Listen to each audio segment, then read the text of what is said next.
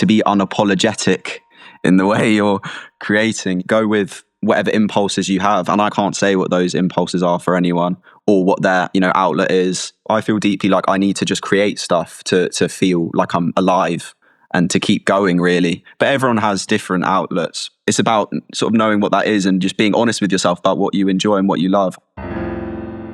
Welcome to Platform Z, or Z, whichever you prefer. Join me, Noah Lennon, as I speak with my generation about a range of topics and themes in the present day. What is good, people? Thank you for tuning in to the 15th episode of the podcast. Today, I'm speaking with an uncompromising, unapologetic, proficient creative. He's a trained actor, a writer, and a musician hailing from Crouch End, North London. He's currently in his second year at the University of Leeds, studying towards a Bachelor of Arts degree in English, Theatre and Performance. He's also a 2023 graduate of the London Screen Academy and an alumnus of the 2023 to 24 Young Actors Theatre Islington Acting and Theatre Arts Foundation course.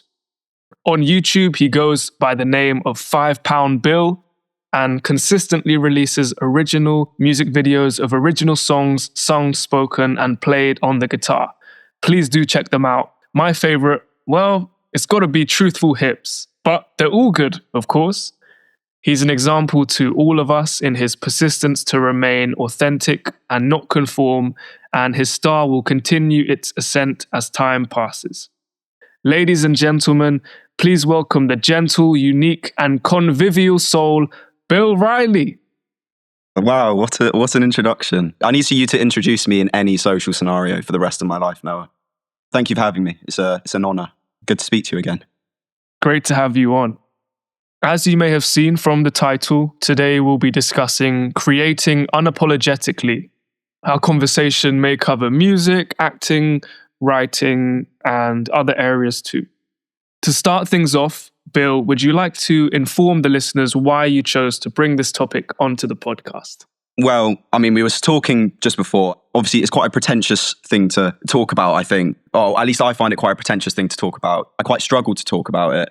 But obviously I've been at uni for the last 2 years. Me and Noah did an acting course together 2 years ago. I think over my time at university, I've grown in confidence a lot, and I'm trying to get more comfortable speaking about creating and being creative because it's a big part of what makes me happy and what I do. If you're not going to talk about the stuff you make and the stuff you enjoy, then no one else is going to talk about it for you.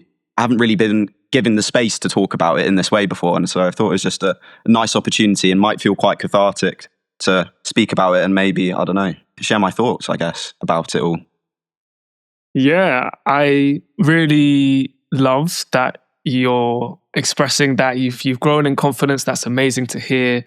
It can be pretentious, but also creating is very hard. Being a creative, especially a young creative, is really difficult nowadays, especially with degrees in theatre or drama. And even English, it's like there's quite a lot of uncertainty and there's no guarantee of what potential job you're going to go into or what path, sector. So I do think it's really important to talk about it as well.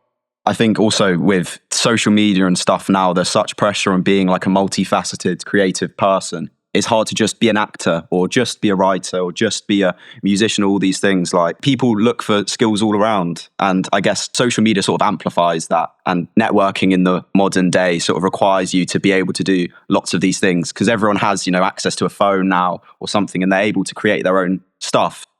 Being creative at this point in time there's so much more opportunity, I guess, but it is more pressure to sort of be everything, which can feel quite overwhelming, at least I found. Yeah. I think also with social media, it's just the idea of having to sell yourself a bit more. Everyone's, reliant on putting an image out, which they're fully in control of. That's a skill in itself, I guess, which feels less creative. Yeah, great point. To tell the listeners, if you don't know Bill is very, very good at just making things regardless. You're a great example, Bill, of putting something out there and not necessarily caring about what happens. It's your process, it's your craft, it's your expression, how you're expressing yourself. A lot of people are afraid to do that.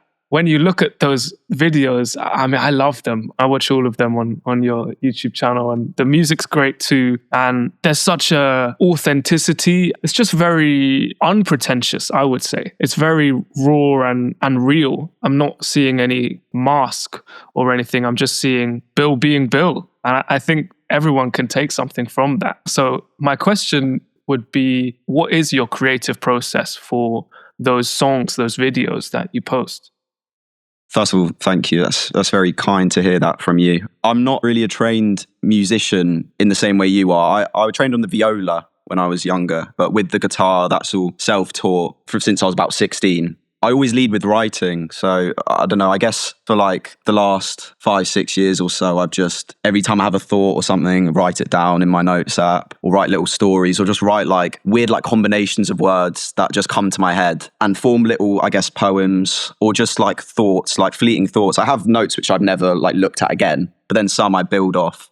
And then about a year or two ago, I was like, let me just start trying to merge these things. So I led with sort of my, I guess, poetry or lyrics or whatever, my words, and then, found a way to sort of build it up with guitar. And I think I just started sharing it. And it was a very scary thing at first to share it, I guess, because I don't feel very confident in my ability to make music. Because I'm trained as an actor, really. Acting is my main passion and my main craft, I guess. I have confidence in my ability to act, but musically, I feel out of my depth. So I felt scared to put myself out there in that way. But I started doing it and I really enjoyed it. And it's been really cathartic for me to have that ability. It feels quite freeing to be able to put stuff out there and be like, okay, no one really cares. Not in a bad way, but people aren't looking too closely. And it started off just filming, myself playing guitar with some lyrics or whatever for Instagram.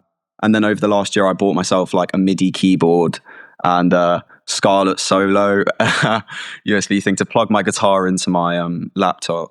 Sort of a main point I wanted to bring coming in about being unapologetically creative. It's allowed me to be more vulnerable, and that's really helped me in all aspects of my life, because I'm able to look back on ways I've been thinking and feeling, and it helps me look at myself from a third person perspective in a different way. Just rationalize my thoughts more and make myself feel a bit less insane, I guess. I think with social media, I'm a hypocrite, like I fall into it as well, but you're trying to make things for other people. A lot of the time, you're trying to do things to adhere to what you think other people want. I mean, it goes without saying, but all the best art is made for you. Art is a selfish thing. I make art in a selfish way to listen to it and be like, oh yeah, that was me thinking that, or oh, that sounds cool. Wow. There are so many points you just said that I want to add on to. I didn't mention it earlier, but your lyrics, Bill, are really special. Really, really great.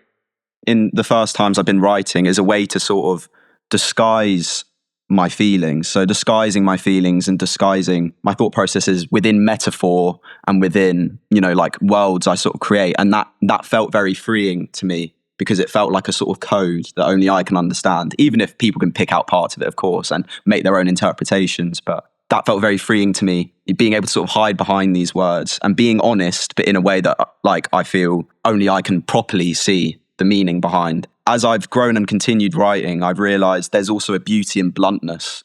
And it's something I'm trying to get better at. As much as I'm being honest when I'm building these metaphorical things, there's still part of me hiding. But what I love about you and your art, the way you operate, you have so much confidence and conviction in everything you say. And your honesty really shines through, and it's really genuine. And I think that's really stuck with me from the time I've spent, acting with you. Thank you, first of all, Bill. That's very, very kind. I feel very grateful to receive that. I'm inspired by you as well. That's such an interesting point about hiding behind the lyrics, but still having a metaphor and having that bluntness. It's about there being a balance, I think. I enjoy using metaphor and being ambiguous and building these worlds that I can rationalize the way I feel. There's such a potency and a beauty in being able to just directly say how you feel within that as well, in a way that can strike anyone. I love being vague and figurative, but then being literal as well is something I'm still trying to learn. And I think that's an honesty and a vulnerability in my creativity. Being creative for me is just, for everyone, is just a reflection of how you are in life as well. I think before, when I started out acting and I really enjoyed doing comedy and making people laugh, I sort of did that as a way to hide from myself a little bit. And I thought comedy didn't require the same sincerity as, a hard-hitting drama. But in reality, to be a good comic actor or to be a good comedian or be good at making people laugh, it comes from a place of honesty and a place of sincerity, which is the same. It's exactly the same as doing a dark, gritty drama. It's about being truthful, unapologetic in the way you're portraying yourself. And I think that's something I've been learning about being creative. And also within some of my songs, there are some elements which, they're not laugh out loud funny, but like it is trying to inject some humor into often quite dark thoughts. So, Bill, what would your message be, or your words of advice be to somebody that is struggling to find themselves creatively, to express themselves creatively? What would your advice be to those people? First of all, I don't think I'm in a proper place to give advice on how to create or any of these things, because it's so subjective and, I'm still learning. I'm always learning. I guess everyone's always learning, but I feel like it would be quite demeaning for me to give some sort of route. This is what you need to do to be able to have the confidence to do it. But I will say, when I'm doing sort of music-y stuff and developing it myself, I don't think of the end product. If I just have a thought, I write it down. If I, see something cool, I write it down. And then from that, I anyway get a burst of like, oh, wow, I could do that.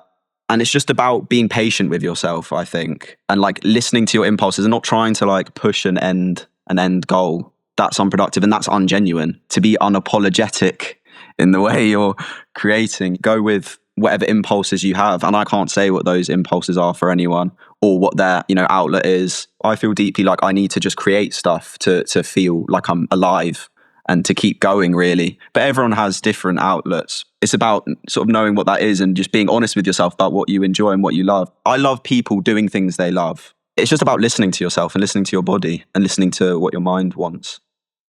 That's excellent. That's such a beautiful answer. Hopefully people can take that in and take that on. Thanks, Bill. You shouldn't ever feel like forced in a way. It should never feel forced. No. Even the outlet, you shouldn't force an outlet. If you feel like dancing, dance, but don't be like, okay, I'm going to be a dancer. Do you know what I mean? I've never been like, oh, I'm going to be a musician. I've just been like, I'm plinking around on a guitar. I'm writing some stuff. It doesn't need to be so regimented. I think being regimented in your thinking about these things is doing yourself a disservice. I love those points so much. And it's ironic because in the introduction, I always try and make everyone sound really great at these different things. Like, oh yeah, this person is a dancer, this person is an actor, they're a writer, they're a musician, whatever. Even me, I do not like to be put in a box. I'm always looking for a new way to define myself, reinvent myself. I'm constantly going through this process of reinvention. That's the truth. I don't ever want to be one thing. I can't settle for one thing. And that's just how I am. Like, I always have to be doing multiple different things. You only live once, as they say. You got to just keep playing. And we're both so lucky to be young. We're both at times in our life where we're allowed to, sort of do these things. And obviously you should be allowed to do these things at any age, but you're at an age where you can sort of just play around and, find what really floats your boat, which is such a privilege. 100%. Oh, I could go on and say so much more, but I'm going to bring it to a close. Let's move on to the Platform Z Quickfire questions. Are you ready, Bill? I am so ready. What was the most recent thing that inspired you?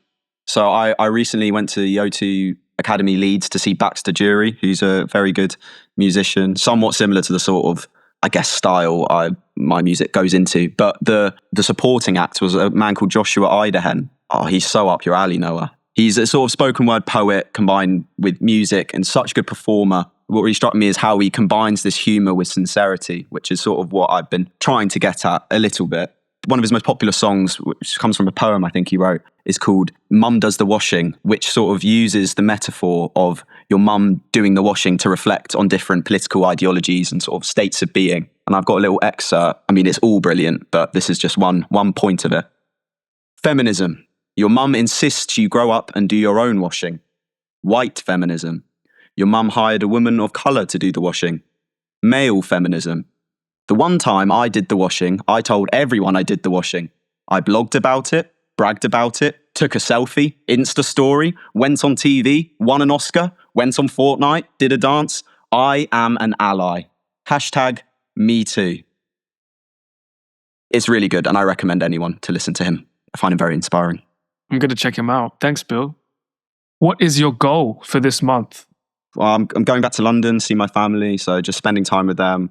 Getting by, I guess. It's a cold and dark, so it's hard to feel motivated to do anything really. So just living.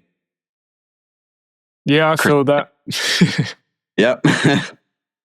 What's one bad habit that you need to get rid of? I think just like people pleasing. I'm just such a people pleaser, and I'm really trying to work on my own confidence in myself to be able to not have to rely on other people. What does joy look like to you? Joy to me looks like a hot bubble bath with a cup of tea and a feeling of self-accomplishment.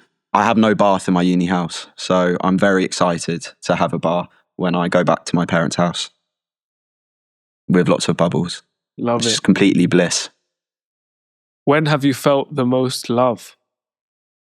I guess recently, after I finished doing my 3-day run of my show, the show that I was in, I should say, it was just such a rewarding experience because we all put so much time and work into it. And I work with such, talented and motivated people, and to come out and, hear people's kind words about it was just a really beautiful thing to experience, really. I felt really loved. What's the one thing you'd change in today's society? I think just people being more honest and authentic. And I'd also say that in a way where it's like, don't compliment stuff for the sake of it as well. Obviously, niceties are important. Don't be rude, don't be mean.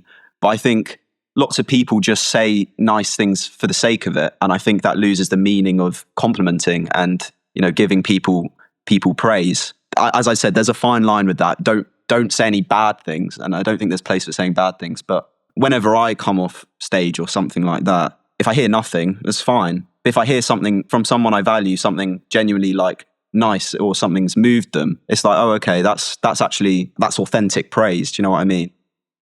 What a great way to round off and finish. So many amazing words, Bill. Thank you. Thanks for your time and thanks for your knowledge. And we're at that stage of learning too, which I think is really, really beautiful, seeing you create these worlds and constantly create. You're consistently putting things out, which is amazing. I wrote at the top of the notes I made for today's podcast, I aim to have conviction like you. And it annoys me when people put stuff out and they're like, oh, I don't like, oh, I don't. And it's natural. I'm a hypocrite. I do it as well.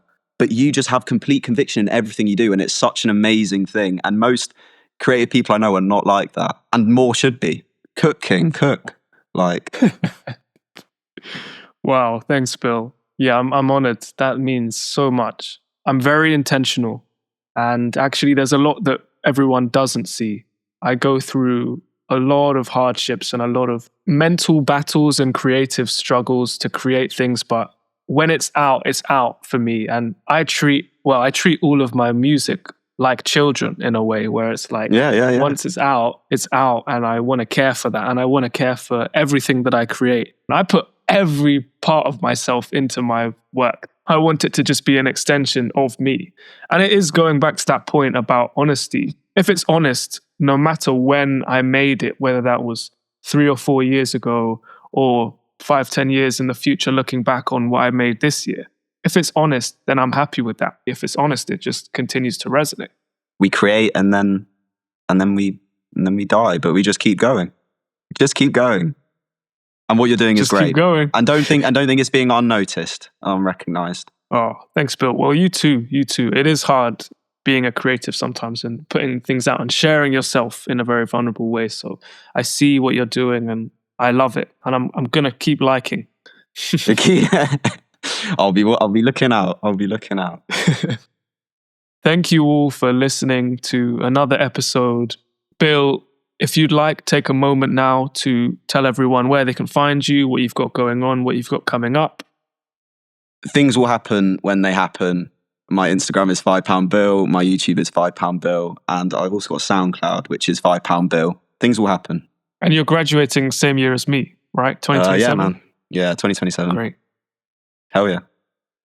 Thank you all for listening. Take care. Goodbye. Goodbye. Thank you for listening. I hope you enjoyed. See you next time.